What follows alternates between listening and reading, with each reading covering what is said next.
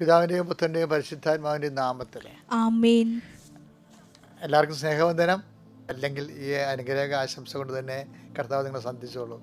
I know it. അമ്മേ പരിശുദ്ധ അമ്മേ, അമ്മേ പരിശുദ്ധ ദൈവമാതാവേ, ദൈവമാതാവേ, അന്ന് അങ്ങ് കൃപാസനത്തിൽ പ്രത്യക്ഷപ്പെട്ട് വരാൻ പോകുന്ന മഹാദുരന്തത്തിൽ നിന്ന് രക്ഷപ്പെടാനും എല്ലാവർക്കും വേണ്ടി പ്രാർത്ഥിക്കുവാനും ആവശ്യപ്പെട്ടിട്ട് 20 വർഷം കഴിഞ്ഞ ഈ വേളയിൽ കൃപാസനത്തിലൂടെ ഞങ്ങൾക്കും ഈ ദേശത്തിനും അങ്ങ് മധ്യസ്ഥം തേടി തന്ന എല്ലാ അനുഗ്രഹങ്ങൾക്കും കൃപകൾക്കും ഞങ്ങളിപ്പോൾ ഹൃദയം നിറഞ്ഞ നന്ദി പറയുന്നു. അമ്മേ പരിശുദ്ധ ജപമാല മാതാവേ, സകല കൃപാസനം പ്രാർത്ഥനയോടും ചേർത്ത് ഞങ്ങളിപ്പോൾ പ്രാർത്ഥിക്കുന്ന ഈ കുടുംബത്തിന്റെ പ്രത്യേക നിയോഗം. പ്രാർത്ഥന ആവശ്യം പറ മക്കളെ.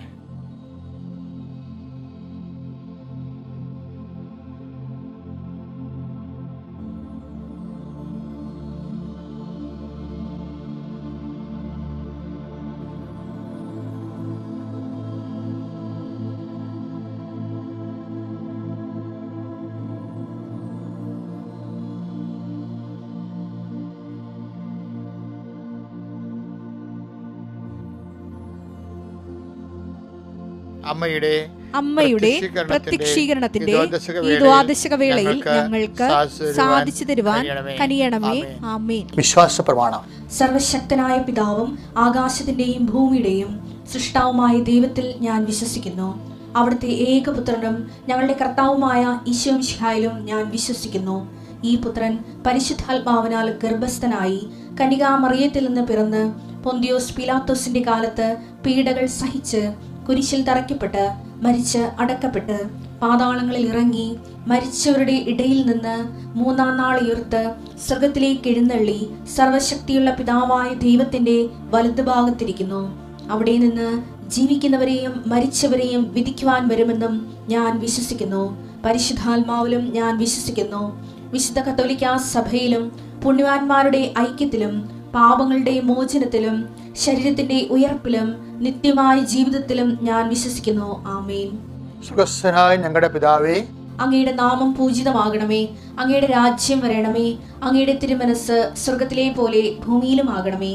അന്നു വേണ്ടുന്ന ആഹാരം ഇന്ന് ഞങ്ങൾക്ക് തരണമേ.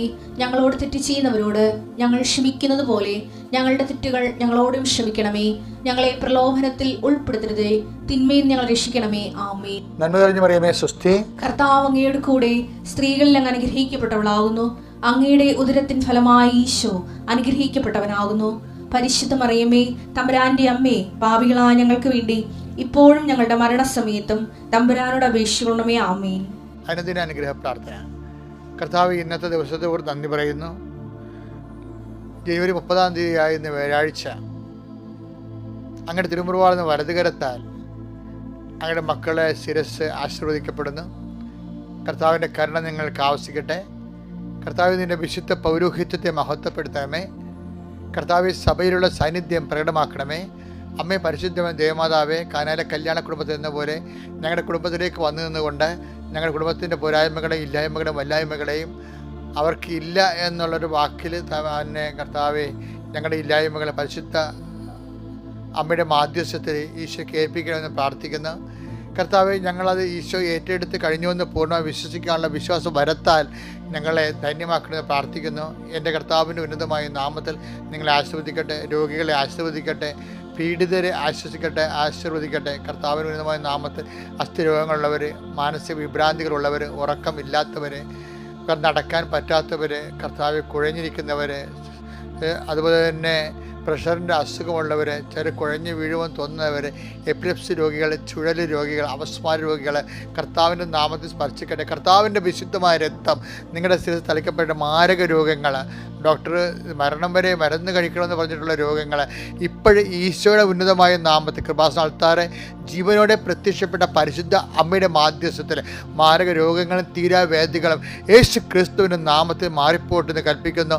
ജീവിത ഭാരങ്ങൾ അധ്വാനിക്കുന്നവരും ഭാരം വഹിക്കുന്നവരും എൻ്റെ അടുക്ക് വരിക. ഞാൻ നിങ്ങളെ ആശ്വസിപ്പിക്കാവുന്ന നല്ല കർത്താവെ, ഇപ്പോഴും ആശ്വാസത്തിന് വലത് കരം കർത്താവെ അങ്ങയുടെ മക്കൾക്ക് അങ്ങ് നീട്ടിക്കൊടുക്കണം പ്രാർത്ഥിക്കുന്നു. ദൈവത്തിൻ്റെ കരുണ നിങ്ങളിലേക്ക് ആവശ്യിക്കട്ടെ. നിങ്ങളുടെ കഴിവിലല്ല, കർത്താവിൻ്റെ കൃപയാൽ നിങ്ങൾ ആശ്വസിപ്പിക്കപ്പെടുകയും അനുഗ്രഹിക്കപ്പെടുകയും ചെയ്യട്ടെ. എവിടെയെങ്കിലും ഞങ്ങളുടെ കഴിവുകളും കപ്പാസിറ്റികളും കുറഞ്ഞു പോവുകയും ഞങ്ങൾക്ക് ഉള്ള ക്ലെയിം നഷ്ടപ്പെടുകയും അവകാശം നഷ്ടപ്പെടുകയും ചെയ്യുമ്പോൾ കർത്താവ് നിന്നെ ഓർക്കാൻ, നിൻ്റെ വചനങ്ങൾ ഓർക്കാൻ, നിൻ്റെ വാക്കോർക്കാൻ, നിൻ്റെ വാഗ്ദാനം ഓർക്കാൻ, ആ വാഗ്ദാനങ്ങൾ നീ ഞങ്ങൾക്ക് വേണ്ടി നൽകിയിരിക്കുന്ന നിയോഗങ്ങളെ ഓർത്തുകൊണ്ട് നിന്നിൽ മാത്രം ആശ്രയിച്ചുകൊണ്ട് കർത്താവെ ഞങ്ങളുടെ കഴിവിലെല്ലാം നിൻ്റെ കൃപയിലാണെന്നുള്ള സുവിശേഷത്തിൻ്റെ ഏറ്റവും വലിയ വെളിപ്പെടുത്തൽ ആശ്രയിച്ചുകൊണ്ട് നിങ്ങളുടെ എല്ലാ കഴിവുകേടുകളും നിഷ്പ്രഭമാകുന്ന നിസ്സഹായമാകുന്ന എല്ലാ അവസ്ഥകളിലും കർത്താവ് നിറഞ്ഞു നിൽക്കട്ടെ.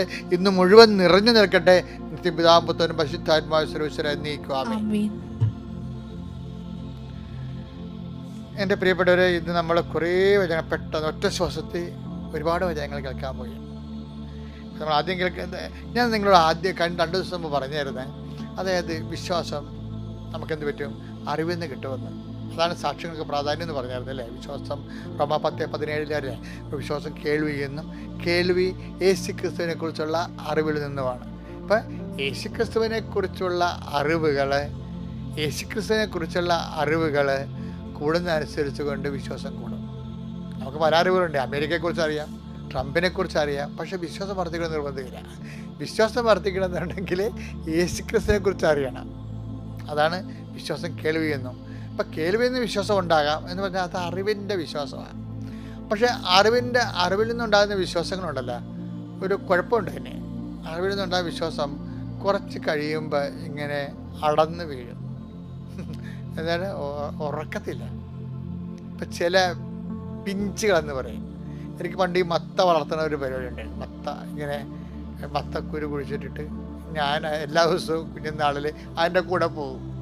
അത് ഓരോ പറമ്പിൽ, ഞങ്ങളുടെ ഓരോ പറമ്പിൽ ഇങ്ങനെ ചുറ്റി കിടക്കുമ്പോൾ എവിടെയാണ് പൂ വരുന്നത് വെച്ചപ്പോൾ അതിൻ്റെ അറ്റത്ത് എവിടെയെങ്കിലും 2-3 പൂ വന്നതിന് ശേഷം പിന്നീട് ഒരു പിഞ്ച് വരും. പിഞ്ച് വരുമ്പോൾ അപ്പം തന്നെ ഞാൻ പുല്ലിട്ട് മൂടും. എന്താ കാര്യം അറിയാമോ? പിഞ്ചിന് വെയിൽ തട്ടായിരിക്കാൻ വേണ്ടി.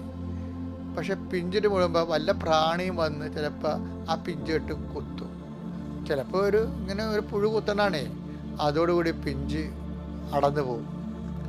ഈ കേൾവി എന്നുള്ള വിശ്വാസം ചില സ്ഥലത്ത് പിഞ്ച് പോലെ അടന്നു പോകും. അതാ അങ്ങനെ ഒരു കുഴപ്പമുണ്ടത്. പിന്നെ രണ്ടാമത്തെ വിശ്വാസമുണ്ട്. എന്താണ്? പ്രത്യാശ. നമ്മളെ നിരാശരാക്കുന്നില്ല. റോമ 5:5 പ്രത്യാശ. അതായത് പണ്ടത്തെ അറിവുണ്ട്, ആ അറിവിൽ അനുഭവങ്ങളുണ്ട്, പക്ഷേ നമുക്കത് റിപ്പീറ്റ് ചെയ്തിട്ടില്ല. അപ്പം അഗ്നിശോധനയെ അതിജീവിച്ച വിശ്വാസമാണ് ആ പിഞ്ചാൻ അടന്നു പോകാൻ നിൽക്കുന്നത്. അഗ്നിശോധനയെ അതിജീവിച്ച വിശ്വാസം.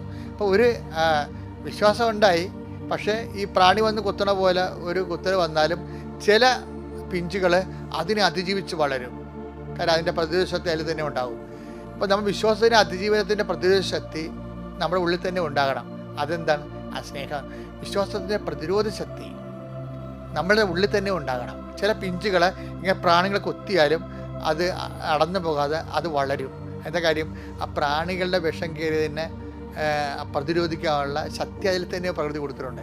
നമ്മൾക്കും വിശ്വാസത്തിൻ്റെ കേൾവി എന്നുള്ള വിശ്വാസമാണെങ്കിലും പ്രതിരോധ ശക്തി നമ്മുടെ ഉള്ളിൽ ഉണ്ടെങ്കിൽ അതെന്താ പ്രതിശോധന എന്ന് പറയുന്നത്? ഗലാത്യർ 5:6 സ്നേഹത്തിലൂടെ പ്രവർത്തന നിരതമായ വിശ്വാസമാണ് സുപ്രധാനം. അപ്പൊ ആ പിഞ്ച് അടന്നു പോകത്തില്ല. ഇങ്ങനെ ഒരു ഹേമം തട്ടിയാൽ പോലും അതിനെ ഈ സ്നേഹം കൊണ്ട് പ്രതിരോധിക്കും. ചില ആൾക്കാർക്ക് വിശ്വാസത്തെക്കാൾ ഉപരി ദൈവത്തോട് സ്നേഹമായിരിക്കും. അപ്പോൾ ദൈവത്തോട് സ്നേഹം ഉള്ളിലുണ്ടെങ്കിൽ വിശ്വാസത്തിന് അല്പം മങ്ങൽ തട്ടി അടന്നു പോയാണ്ട പൗരവത്തിലാണെങ്കിലും നമ്മൾ അതിജീവിക്കും. അതാണ് സ്നേഹം. അതാണ് അതിജീവിക്കും എന്ന് പറയണില്ലേ? 1 പത്രോസ് 1:7 കാരണം അഗ്നിശോധനയെ പ്രാണി വന്ന് കുത്തണല്ലേ പിഞ്ചിലെ. അതെ, അഗ്നിശോധനയെ അതിജീവിക്കുന്ന എങ്ങനെയാണ്?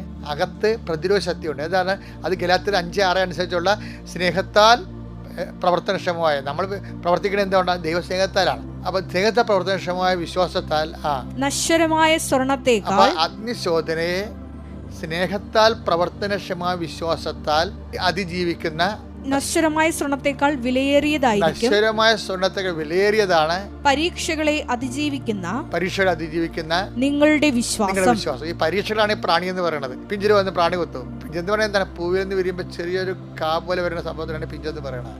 അപ്പോൾ അതിൽ ചില സമയത്ത് പ്രാണികൾ വന്ന് കൊത്തുന്ന അഗ്നിശോധന ഉണ്ടാവും. ചില കായകൾ ചിലത് അപ്പത്തിന് അടന്നു വീഴും, ചിലത് അതിനെ അതിജീവിച്ചു കൊണ്ടുവരും. തണ്ട് മൂപ്പത്തനുസരിച്ചുകൊണ്ട് പിഞ്ചുകൾ അടരാതിരിക്കും. മറ്റൊരു തണ്ടിന് മൂപ്പെത്തുന്ന വിചാരിച്ചുകൊണ്ട് ആദ്യം തണ്ട് ഇളയതാണെങ്കിൽ ചിലപ്പോൾ അടന്നു പോകും. അപ്പോൾ നട്ടല് എന്ന് പറയണതും തണ്ട് മൂപ്പത്തെന്ന് പറയണതും അഗ്നിശോധന അതിജീവിക്കണമെന്ന് പറയണതും ഒരു വ്യാവഹാരിക ഭാഷയാണ്. എന്ന് വെച്ച് കഴിഞ്ഞാൽ നമ്മൾക്ക് ദൈവസ്നേഹത്താൽ നമ്മൾ ഊട്ടി ഉറപ്പിക്കപ്പെട്ട് കഴിഞ്ഞാൽ നമുക്ക് അതിജീവിക്കാൻ പറ്റും. അപ്പോൾ ദൈവം നോക്കണമെന്ന് വെച്ച് കഴിഞ്ഞാൽ ഇതുപോലെ അതിജീവിത വിശ്വാസമുണ്ട്, അതിജീവിച്ച വിശ്വാസം. അപ്പോൾ നമ്മൾ ഈ ക്രോണോളജിക്കലായിട്ട് വളരുമ്പോൾ നമ്മൾക്ക് ഒരു 10-20 വയസ്സ് 25 വയസ്സാകുമ്പോഴത്തേന് ചിലർക്ക് അതിജീവിച്ച വിശ്വാസമുണ്ട്. അവർക്ക് എന്ത് തകർച്ച വന്നാലും കുലുങ്ങത്തില്ല. എന്താ കാര്യം? അവർക്ക് സ്നേഹത്താൽ പ്രവർത്തനക്ഷമമായ വിശ്വാസത്തിൻ്റെ ആന്തരിക അനുഭവങ്ങളുണ്ട്. എൻ്റെ ദൈവം ഇതെവിടെയെങ്കിലും കൊണ്ടുപിടിച്ച് കെട്ടും, ഞാൻ വിഷമിക്കാൻ അനുവദിക്കത്തില്ല, അവന് നിർമ്മലൻ അഴിഞ്ഞു പോകാൻ അനുവദിക്കത്തില്ല എന്നൊക്കെ പറയത്തില്ല. അത് അനുഭവമാണ്. Take the bed. സങ്കീർത്തനം 16:10. അവിടുന്ന് എന്നെ പാതാളത്തിൽ തള്ളുകയില്ല, അങ്ങയുടെ പരിശുദ്ധൻ ജീർണിക്കാൻ അനുവദിക്കുകയില്ല. വലിയ പ്രത്യാശയാണത്.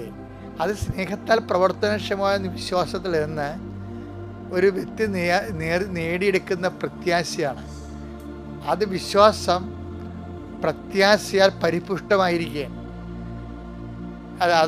അതുകൊണ്ടാണ് തൻ്റെ നിർമ്മലൻ അഴിഞ്ഞു പോകാൻ അനുവദിക്കത്തില്ലെന്ന് സ്വയം പ്രഖ്യാപിക്കുന്നതിൻ്റെ കാരണം ഇതാണ്. സ്വയം ഉള്ളതൊരു പ്രഖ്യാപനമാണ് ശരിക്കും പറഞ്ഞാൽ. ഇതൊക്കെ പ്രാർത്ഥനകളെല്ലാം പ്രത്യാശനിർഭരമായ പ്രാർത്ഥനകൾ സുവിശേഷത്തിൻ്റെ പ്രഖ്യാപനമാണ്. ആ ജീവിതം അതിൻ്റെ വാഗ്ദാനങ്ങൾ പ്രാപിക്കുകയും ചെയ്യും, തദാനുസാരമുള്ള വാഗ്ദാനങ്ങൾ പ്രാപിക്കുകയും ചെയ്യും.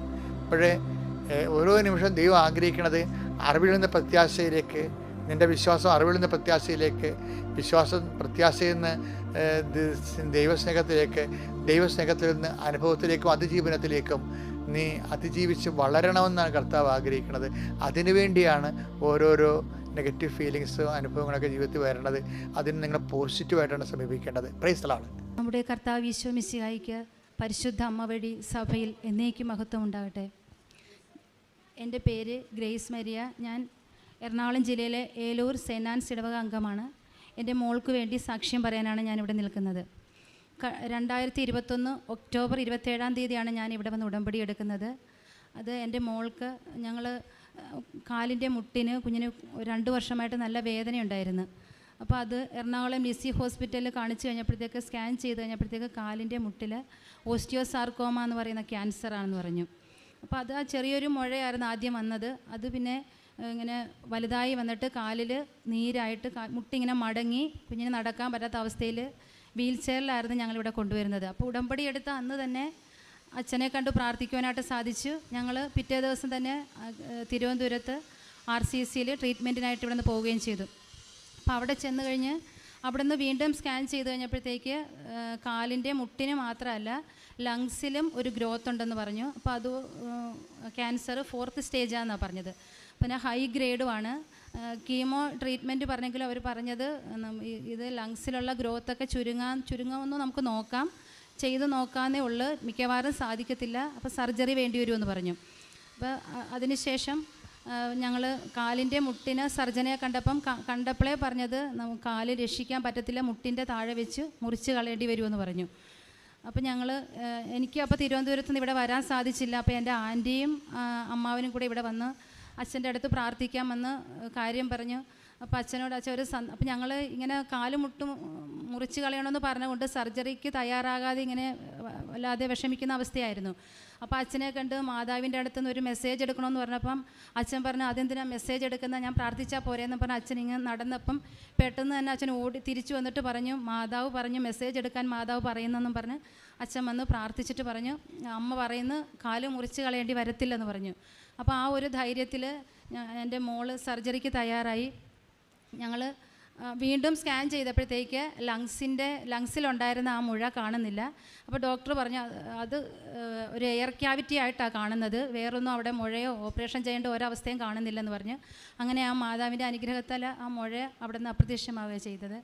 പിന്നെ ഞങ്ങൾ അച്ഛൻ ഇവിടെ നിന്ന് കാലിൽ മാതാവിൻ്റെ കാശുരൂപം വെച്ചിട്ട് അത് കാലിൽ ഇങ്ങനെ ചരടിൽ എന്തെങ്കിലും കെട്ടി വെച്ചിട്ട് ഉടമ്പടി തൈലവും വെച്ച് പ്രാർത്ഥിക്കാൻ പറഞ്ഞു. അങ്ങനെ ആ സർജറിക്ക് പോകുന്നത് വരെ കാലിൽ മാതാവിൻ്റെ ആ ഒരു കാശുരൂപം ഇങ്ങനെ ചരടിൽ കെട്ടി ഇങ്ങനെ വെച്ചിട്ടുണ്ടായിരുന്നു. അപ്പോൾ സർജറിയിൽ എനിക്ക് നല്ല പേടിയുണ്ടായിരുന്നു. അപ്പം മോള് പറയുമായിരുന്നു പരിശുദ്ധ അമ്മ പറഞ്ഞിട്ടുണ്ട് എൻ്റെ കാല് മുറിക്കത്തില്ലെന്ന്. അപ്പോൾ എനിക്കത് നല്ല ധൈര്യമാണെന്ന് പറഞ്ഞു സർജറിക്ക് പോകാനായിട്ട്. അങ്ങനെ സർജറി കഴിഞ്ഞപ്പോഴത്തേക്ക് സർജറിക്ക് മോളെ കയറ്റിയതിന് ശേഷവും ഡോക്ടർ എന്നോടൊന്ന് പറഞ്ഞു ഞങ്ങൾക്ക് രക്ഷിക്കാൻ പറ്റുമെന്ന് തോന്നണില്ല, അപ്പോൾ അമ്മ മനസ്സൊക്കെ നല്ല തയ്യാറാക്കി നിന്നോണം, മിക്കവാറും കാല് മുറിച്ച് കളയേണ്ടി വരുമെന്ന് പറഞ്ഞു. കാരണം അത് ഒരു 4th സ്റ്റേജ് ആയിരുന്നു. അതുപോലെ തന്നെ സോഫ്റ്റ് ടിഷ്യൂസിലും അവിടെ എല്ലാം ശരിക്കും ബാധിച്ചിരുന്നു അസുഖം. പിന്നെ കാലിൻ്റെ ഞരമ്പുകളെ ഇത് ബാധിച്ചിട്ടുണ്ടെന്ന് അവർ പറഞ്ഞത്, ബാധിച്ചിട്ടുണ്ടെങ്കിൽ ഒരിക്കലും കാല് രക്ഷിക്കാൻ പറ്റത്തില്ലെന്ന് പറയും. പക്ഷേ സർജറി കഴിഞ്ഞപ്പോഴത്തേക്ക് കാല് മുറിച്ച് കളയേണ്ടി വന്നില്ല.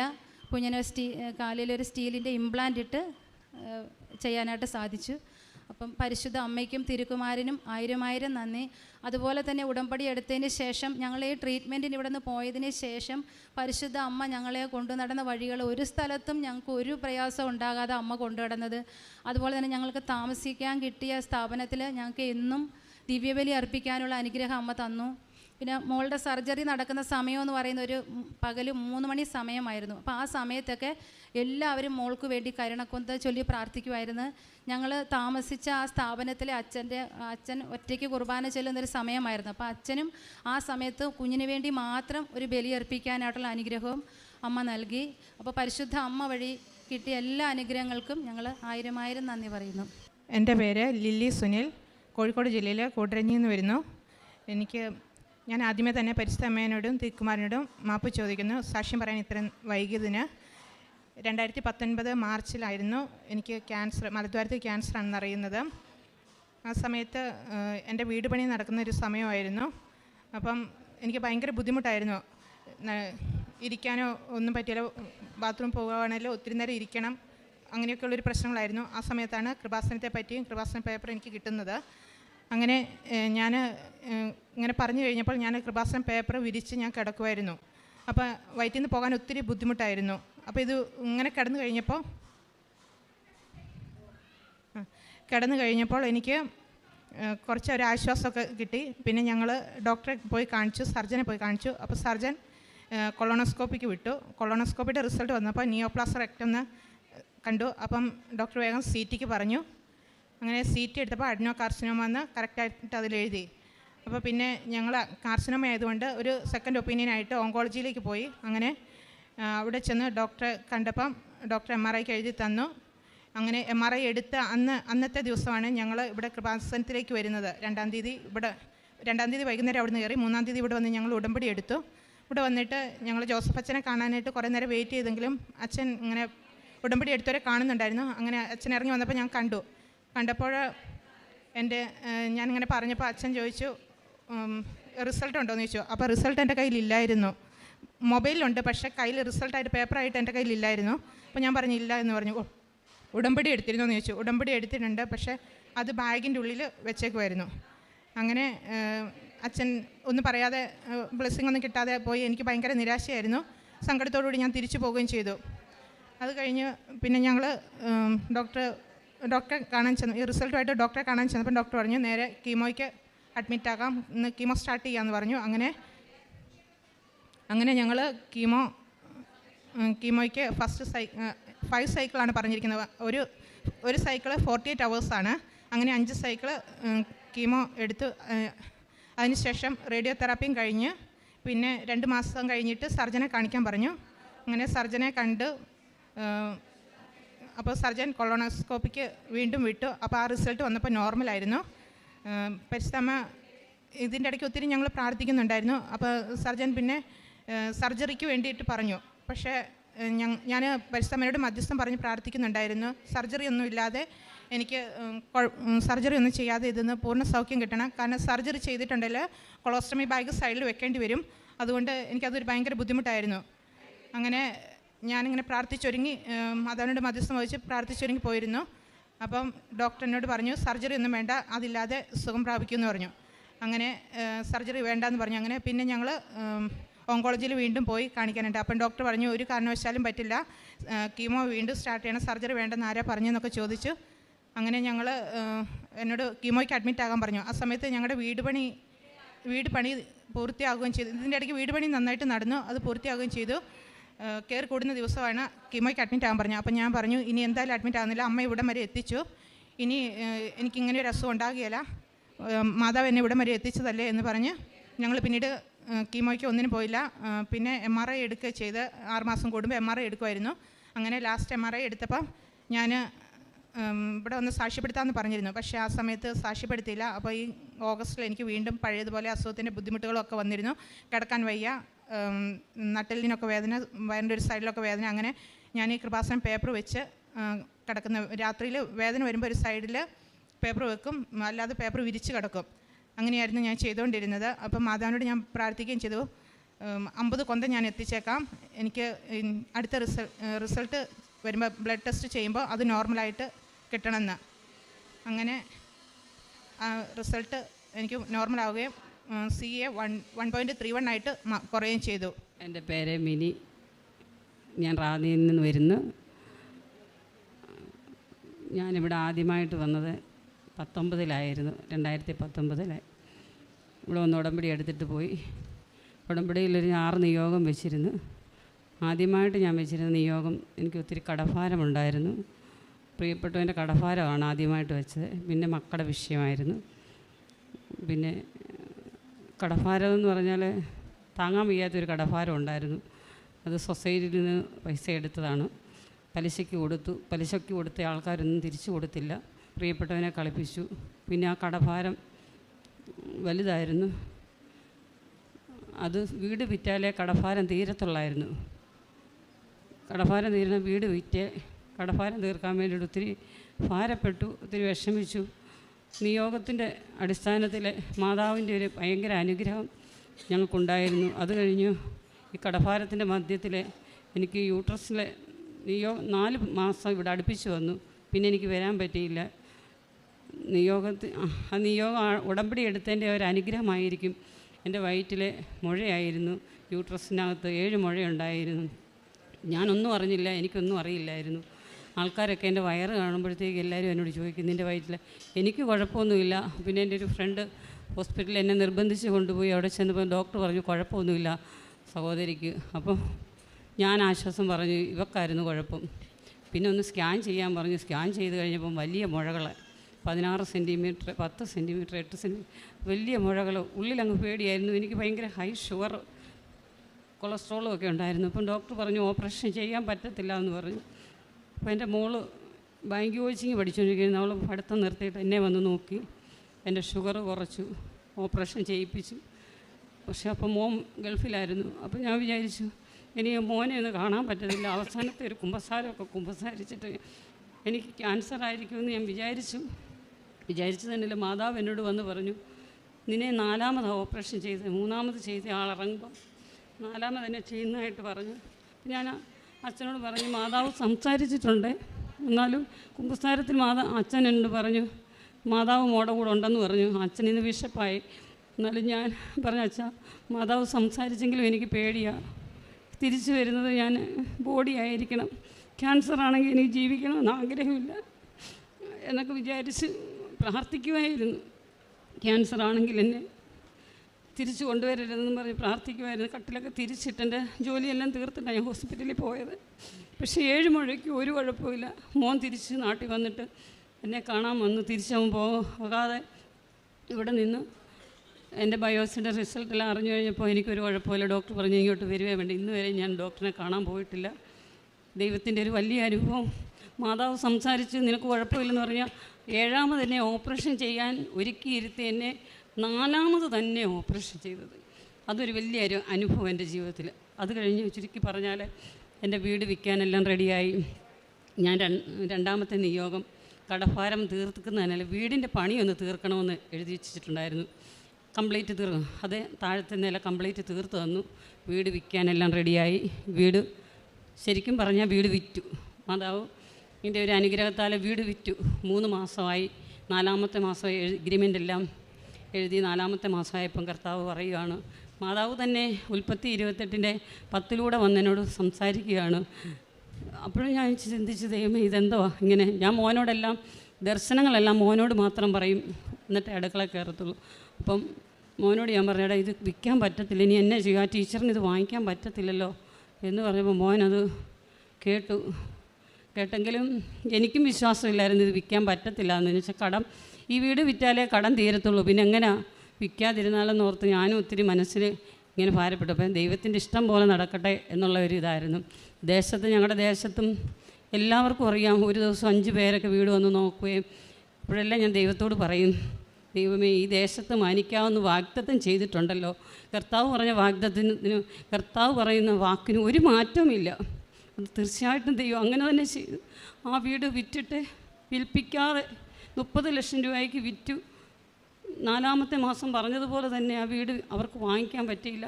ആ ദേശത്തിൻ്റെ നടുവിൽ ഇപ്പം മനോഹരമായൊരു ഭവനം തീർത്തു തന്ന് അതിൻ്റെ മകളിൽ 2 നില പണിതു. മോൻ്റെ വിവാഹം അവിടെ വെച്ച് നടന്നു. അതൊക്കെ ഒരു അത്ഭുതമെന്ന് പറഞ്ഞാൽ മാത്രം മതി. ദൈവം എങ്ങനെ ചെയ്തു. ഇപ്പം ഞങ്ങൾ കഴിഞ്ഞ ഒരു സിസ്റ്റർ വീട്ടിൽ വന്നിട്ട് ചോദിക്കുക, ഇനി ഇതെങ്ങനെയാണ് ദൈവം തന്നു, ഇത്രയും സ്ഥലം നിങ്ങൾക്ക് എങ്ങനെ, എത്ര ലക്ഷം രൂപ കൊടുത്താൽ നിങ്ങൾ വാങ്ങിച്ചത്? ഞാൻ പറയും, സിസ്റ്ററെ ദൈവം തന്നു, ദൈവം തന്നല്ലാതെ ഞങ്ങൾക്ക് ലക്ഷങ്ങളൊന്നും കൊടുത്തില്ല.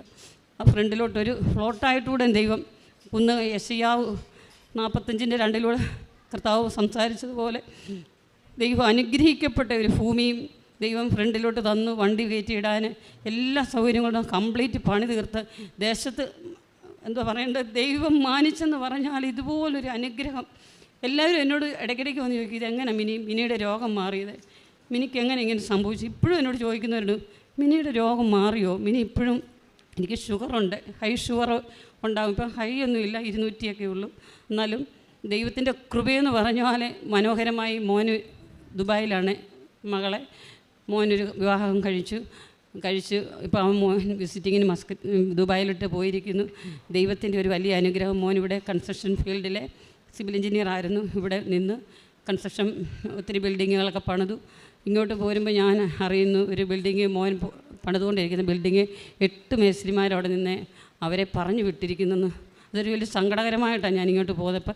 എൻ്റെ വിചാരം, എൻ്റെ അടുത്തിരുന്ന ഒരു ആൻറ്റി പറഞ്ഞു, വണ്ടിയിൽ ഇരുന്നപ്പം പറഞ്ഞു, സാക്ഷി പറയാത്തത് കൊണ്ടായിരിക്കും ഇതിന് തടസ്സം, സാരമില്ല, ദൈവഹിതമാണെങ്കിൽ അത് നടക്കട്ടെ. അത് 3 നില ബിൽഡിങ്ങാണ്. ഒത്തിരി പേര് ചെന്ന് പാര വെച്ചു.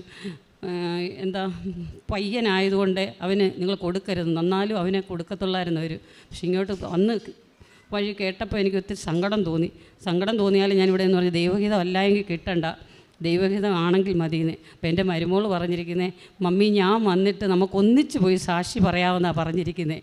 അവൾ കഴിഞ്ഞ ദിവസം അവിടെ കൃപാസനത്തിലെ ജോസപ്പച്ചനെ അവൾ അവിടെ കണ്ട് അവളോട് സംസാരിക്കുന്നതായിട്ട് അവൾ എന്നോട് വിളിച്ച് പറഞ്ഞു, മമ്മി ഞാൻ വന്നിട്ടൊന്ന്. അതുപോലെ അവൾക്കും വിവാഹം കഴിഞ്ഞ് ഞങ്ങൾ എല്ലാവരും ഇവിടെ ഒന്നിച്ച് വന്നു.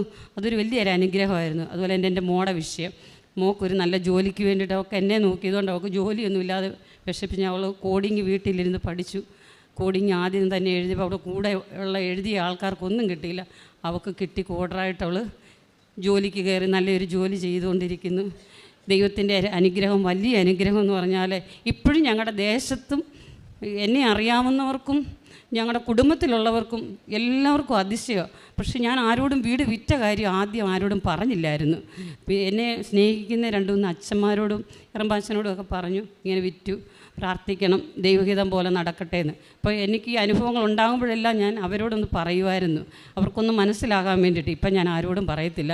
മകൻ പറയുന്നു, മമ്മി ആരോടും പറയണ്ട, ദൈവത്തിൻ്റെ ഒരു വലിയ അനുഗ്രഹം എന്ന് പറഞ്ഞാൽ ഇത് പറഞ്ഞറിയിക്കാൻ വയ്യാത്തൊരു വലിയൊരു സാക്ഷി. ഈ കൃപാസനത്തിലെ മാതാവ്, സഞ്ചാരി മാതാവ് പ്രവർത്തിക്കുന്ന ആ വലിയ അനുഗ്രഹം. മാതാവ് സംസാരിക്കുമോ എന്ന് ചോദിച്ചാൽ സംസാരിക്കും, എല്ലാം പറയും. എൻ്റെ പേര് സിജു ട്രീസ, മണിമേലയിൽ നിന്ന് വരുന്നു.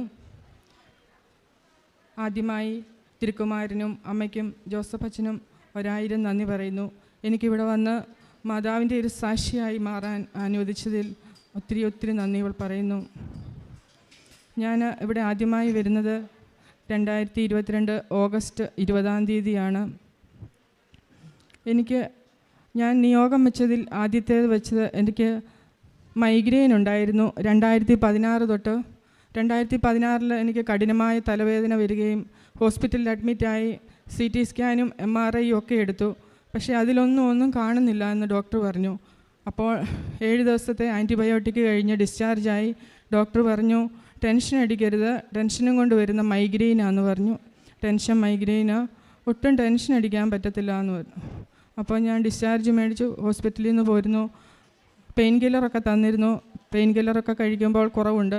പക്ഷേ 6 വർഷമായിട്ട് എനിക്ക് തലവേദന തുടർന്നുകൊണ്ട് പോയി. 2-3 ഹോസ്പിറ്റലുകളിലൊക്കെ കാണിച്ചു. പക്ഷേ ടാബ്ലറ്റ് കഴിക്കുമ്പോൾ ഒരു കുറവുണ്ട്. പിന്നെയും അതുപോലെ തന്നെ ഡെയിലി വരുമായിരുന്നു മൈഗ്രെയിൻ. അപ്പം ഞാനൊരു നേഴ്സാണ്. ഞാൻ IELTS പാസ്സായിരുന്നു 2021 ജൂലൈയിൽ. എനിക്ക് UK പോകണമെന്ന് ഭയങ്കര ആഗ്രഹമായിരുന്നു. അപ്പോൾ കഴിഞ്ഞ ഡിസംബറിൽ എൻ്റെ ഇൻ്റർവ്യൂവും ഓഫർ ലെറ്ററും എല്ലാം വന്നതിന് ശേഷം എനിക്ക് പെട്ടെന്ന് നെഞ്ചുവേദനയും പാൽപിറ്റേഷനൊക്കെ വന്നു. അപ്പം എനിക്ക് പെട്ടെന്ന് ഞാൻ ഹോസ്പിറ്റലിൽ പോയി. എന്നെ ഹസ്ബൻഡ് ഹോസ്പിറ്റലിൽ കൊണ്ടുപോയി ECG ഒക്കെ എടുത്തു. പക്ഷേ അതെല്ലാം നോർമലായിരുന്നു. ഡോക്ടർ പറഞ്ഞു ഇത് വൈറ്റമിൻസ് എല്ലാം ലോ ആയതാണ്. മൈഗ്രെയിൻ്റെ ടാബ്ലറ്റ് 6 വർഷമായിട്ട് കഴിക്കുന്നത് കൊണ്ട് വൈറ്റമിൻസ് എല്ലാം ലോ ആയി. വൈറ്റമിൻ ഡിയും HB എല്ലാം ഒത്തിരി ലോ ആയിപ്പോയി, കാൽസ്യവും. അങ്ങനെ എനിക്ക് UK പോകാനുള്ള എൻ്റെ ആ ചാൻസ് നഷ്ടപ്പെട്ടായിരുന്നു. ഞാൻ UK IELTS പാസ്സായപ്പോൾ മുതൽ ഞാൻ മാതാവിനോട് പ്രാർത്ഥിക്കുമായിരുന്നു, മാതാവേ എൻ്റെ ഈ തലവേദന പൂർണ്ണമായി എടുത്തു മാറ്റിയതിന് ശേഷമേ എന്നെ UK വിടാവുള്ളൂ. കാരണം ഈ ടാബ്ലറ്റ് കഴിച്ചാൽ എനിക്ക് രാത്രിയിലും പകലും എല്ലാം ഉറക്കം വരുമായിരുന്നു. കാരണം എനിക്ക് നൈറ്റ് ഡ്യൂട്ടി ഒന്നും ചെയ്യാൻ പറ്റത്തില്ലല്ലോ. മാതാവേ എൻ്റെ ഈ തലവേദന പൂർണ്ണമായി മാറ്റണേ എന്ന് പ്രാർത്ഥിച്ചു. അപ്പം എനിക്ക് ഡിസംബർ മാസം എനിക്ക് ഈ വൈറ്റമിൻസൊക്കെ ലോ ആയ സമയത്ത് അവിടെ ചെന്നപ്പോൾ ഡോക്ടർ പറഞ്ഞു ഈ മൈഗ്രെയിൻ ടാബ്ലറ്റിൻ്റെ സൈഡ് എഫക്റ്റാണ് ഇങ്ങനെ വന്നത്. അപ്പം ഒരു 8 മാസത്തെ ടാബ്ലറ്റ് കഴിക്കണം, ഇതിൻ്റെ ഈ ടാബ്ലറ്റ് വാഷ് ഔട്ട് ചെയ്യാൻ. അങ്ങനെ 8 മാസം പിന്നെയും ഞാൻ ടാബ്ലറ്റ് എടുത്തു. 8 മാസം കഴിഞ്ഞു, ടാബ്ലറ്റ് നിർത്തി. പിറ്റേ ദിവസം മുതൽ എനിക്ക് പിന്നെയും തലവേദന തുടങ്ങി. അപ്പോൾ ഹസ്ബൻഡ് വന്ന് നമുക്കൊന്നുകൂടെ ഹോസ്പിറ്റലിൽ പോകാം. ഞാൻ പറഞ്ഞു ഞാൻ വരുന്നില്ല ഇനി ഹോസ്പിറ്റലിൽ. ഇനി ഞാൻ കൃപാസനത്തിൽ പോയി ഉടമ്പടി എടുത്തതിന് ശേഷം മാത്രമേ ഞാൻ ഇനിയും ഹോസ്പിറ്റലിൽ വരത്തുള്ളൂ എന്ന് പറഞ്ഞു. 1 മാസത്തെ താമസം ഉണ്ടായി ഇങ്ങോട്ട് വരാൻ. ഓരോ തടസ്സങ്ങളായിരുന്നു. 1 മാസം ഞാൻ പെയിൻ കില്ലർ എടുത്തു. ഉടമ്പടി എടുത്തതിന് ശേഷമേ ഇനി ഞാൻ ഹോസ്പിറ്റലിൽ പോകത്തുള്ളൂ എന്ന് പറഞ്ഞു. അപ്പോൾ ആ 1 മാസം ഞാൻ ടാബ്ലറ്റ് എടുത്തു. പിന്നെ ഓഗസ്റ്റ് 20-ാം തീയതി ഇവിടെ വന്ന് ഉടമ്പടി എടുത്തു. ആദ്യത്തെ നിയോഗം തന്നെ ഞാൻ എൻ്റെ തലവേദന മാറാൻ വേണ്ടിയാണ് എഴുതിയത്. അപ്പം ഒരാഴ്ച ഞാൻ ഉടമ്പടി പ്രാർത്ഥനയും പ്രത്യക്ഷീകരണ പ്രാർത്ഥനയും എല്ലാം കൃത്യമായി ചൊല്ലി. വൈകുന്നേരത്തെ ഉടമ്പടി പുതുക്കൽ, മരിയൻ ഉടമ്പടി പുതുക്കൽ, ഞാൻ എൻ്റെ തലയിൽ നെറ്റിയിൽ കുരിശ് വരച്ച് ഞാൻ ഉടമ്പടി പുതുക്കൽ എൻ്റെ കുടുംബാംഗങ്ങൾക്കെല്ലാം അങ്ങനെ തന്നെ ഞാൻ ചെയ്തിരുന്നു.